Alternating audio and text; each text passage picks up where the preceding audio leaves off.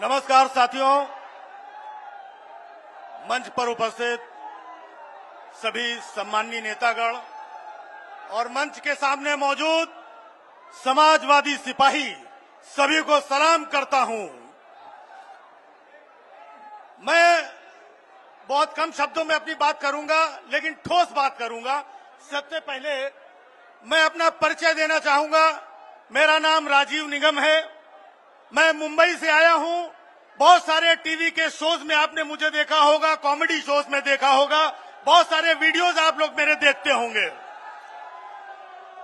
मुझे देश और समाज में पिछले कुछ वर्षों से लगातार जो डिस्टर्बेंस महसूस कर रहा हूं, उसके लिए मैं यहां पर खड़ा हुआ और मुझे माननीय अखिलेश जी ने प्यार सहयोग दिया और मुंबई से बुलाया और आज मैं आप लोगों के बीच में हूं। 13 तारीख को आप लोग इतने वोट डालिए कि 13 मई मोदी की सत्ता गई। अब मैं क्या बताऊं, चारों तरफ इतना झूठ फैला हुआ है, झूठ में आपको फंसा दिया गया है। अब मैं कुछ झूठ आपके सामने बोलूंगा और आपको एहसास होगा कि किस तरीके से आपके सामने झूठ रखा गया। अभी 2022 का चुनाव था। चुनाव के समय बोला गया, केंद्रीय मंत्री आए थे, उन्होंने कहा था भाइयों बहनों हमारी सरकार बनवा दीजिए, आपको होली और दिवाली साल में 2 सिलेंडर फ्री दिए जाएंगे। किसी को मिला क्या? मिला किसी को? ये कितना बड़ा झूठ था। लेकिन ये झूठ एक जगह नहीं रुकता है, इनका झूठ लगातार बढ़ता रहता है। फिर अमित शाह जी आए थे, उन्होंने कहा था भाइयों बहनों आज उत्तर प्रदेश में 16 साल की लड़की गहने लाद के स्कूटी में बैठ के रात को 12 बजे कहीं भी जा सकती है। यह बोला था, याद है? यह झूठ है कि सच है? झूठ है कि नहीं है? फिर उन्होंने बोला किसानों की आय दोगुनी की जाएगी। किसानों की आय दोगुनी हुई? झूठ था कि नहीं था? ये लोग लगातार झूठ बोलने का काम करते हैं। कुछ चीजें अब आप देखिए, आपको रोजगार देने का वादा किया गया, 2 करोड़ रोजगार हर साल मिलेंगे। क्या ऐसा हुआ? झूठ था। लगातार आपसे झूठ बोला गया। अब एक लाइन मैं आपके सामने रख रहा हूं, आप समझ जाइएगा कि बात करोड़ों की, दुकान पकौड़ों की और संगत भगोड़ों की। ये भगोड़ों के साथी हैं। अब आप देखिए 5 किलो राशन में इन्होंने कैसे लोगों को इंगेज कर रखा है। अरे हमारा किसान जब मेहनत करता है तो 5 किलो आपस में अड़ोस पड़ोस को खुद बांट सकता है, उसे 5 किलो राशन की जरूरत नहीं है। ये आपको गुमराह किया जा रहा है 5 किलो राशन दे करके। अब इसके लिए मैं एक छोटी सी बात बताऊंगा। एक पिता था, जब उसके बच्चे भूखे होते थे तो पिता से बोले पिताजी भूख लगी है, लेकिन बाप था चालाक। बाप ने कहा देखो बेटा, जो बच्चा खाना नहीं खाएगा उसको 10-10 रुपया दिया जाएगा। अब बच्चों ने 10-10 रुपए ले लिए, पिता से खाना नहीं खाया। अगले दिन सुबह फिर भूख लगी, फिर बोले पिताजी भूख लगी है, लेकिन बाप होशियार था। बाप ने कहा कि जो बच्चा मुझे 10-10 रुपए देगा उसे खाना दिया जाएगा। जो रात में उसने पैसे दिए, एक हाथ से दिया, दूसरे हाथ से छीन लिया, ये वो काम हो रहा है। बस आपको ये चीजें समझने की जरूरत है। मामला धर्म में फंसा दिया गया है। मंदिर बना, हम सब ने स्वागत किया, लेकिन ये कहते कि फलाने मंदिर नहीं आए, ढिमाके नहीं आए, तुम क्यों नहीं आए? अरे तुम ठेकेदार बैठे हो, हम आएंगे मंदिर, हम सब आएंगे मंदिर। 4 जून को आएंगे, लंका दहन करने के बाद आएंगे। झूठों की लंका, मक्कारों की लंका धोखेबाजों की लंका, इस लंका दहन को करने के बाद हम सब जाएंगे और प्रभु हमारे साथ हैं, उन झूठे मक्कारों के साथ नहीं हो सकते। तो ये लोग तरह तरह के सवाल करते हैं।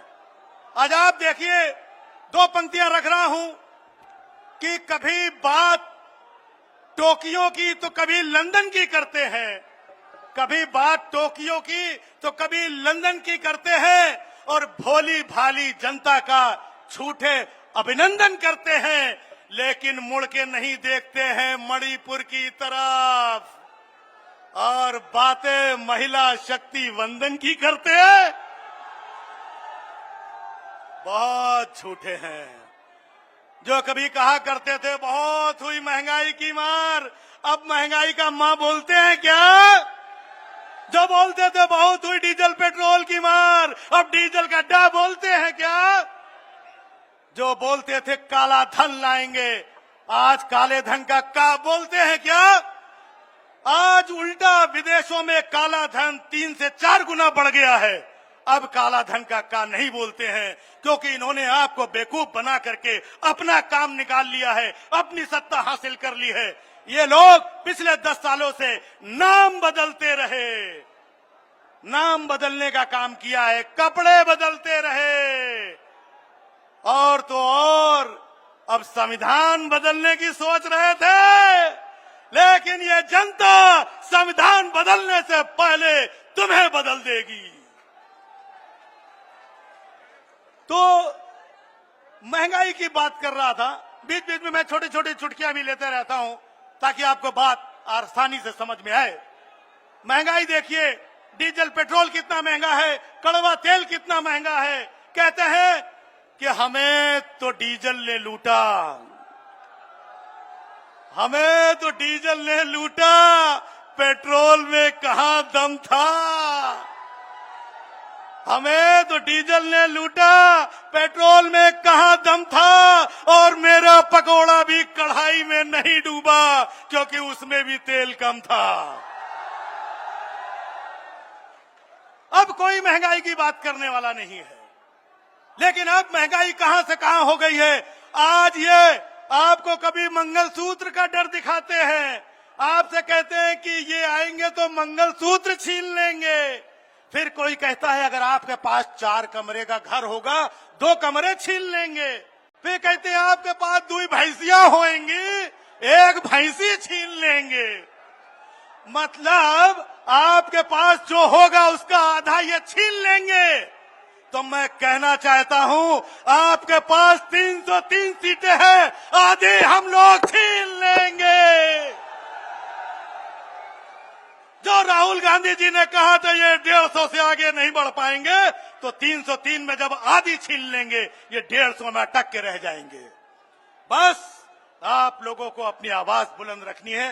एक और चलते चलते मैं अहम बात आप लोगों के बीच में शेयर करना चाहूंगा कि 10 सालों से अभी हमारे तमाम गणमान्य नेताओं ने बातें की कि 10 सालों से इन्होंने बहुत कुछ बेचा और दूसरा काम किया है, कपड़े बदलते रहे। दिन में 4-4 कपड़े, देश का राजा वस्त्र बदलता रहा और जनता निर्वस्त्र होती रही। यह कहां का शासन है? हमारे देश के प्रधानमंत्री पिछले 10 साल से कभी इस देश में, कभी उस देश में, कभी यहां की यात्रा, कभी वहां की यात्रा करते हैं। यात्रा करते करते, घूमते घूमते एक ऐसे देश में पहुंच गए, वहां के प्रधानमंत्री ने हमारे प्रधानमंत्री का स्वागत किया, बोले वेलकम मिस्टर मोदी। वो बोले भाइयों बहनों, बोले हम अकेले खड़ा है, भाइयों बहनों किसको बोलता है? बोले नहीं, आप ये बताइए कि मैंने सुना है कि पहले आप चाय बेचा करते थे।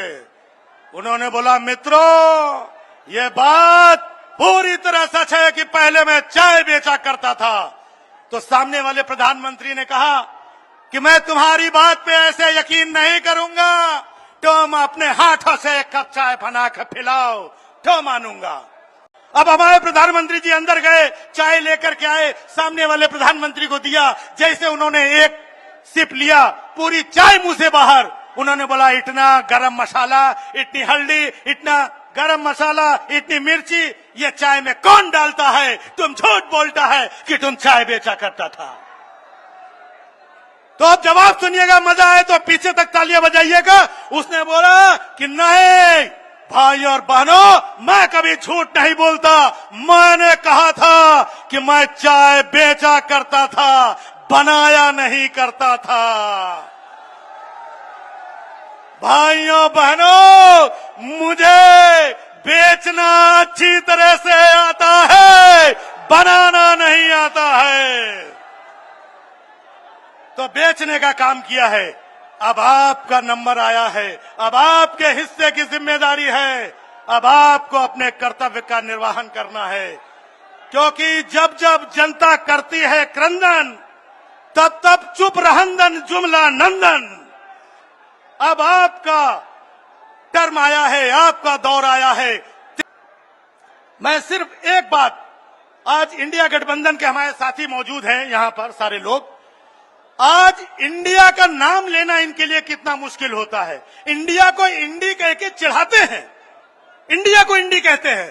अरे मैं तो कहता हूं, चाहे कहो इंडिया, चाहे कहो भारत, चाहे कहो हिंदुस्तान, किसी नाम से इसे पुकारो, ये है मेरी जान। बोलो बोलो वंदे मातरम, वंदे। बस।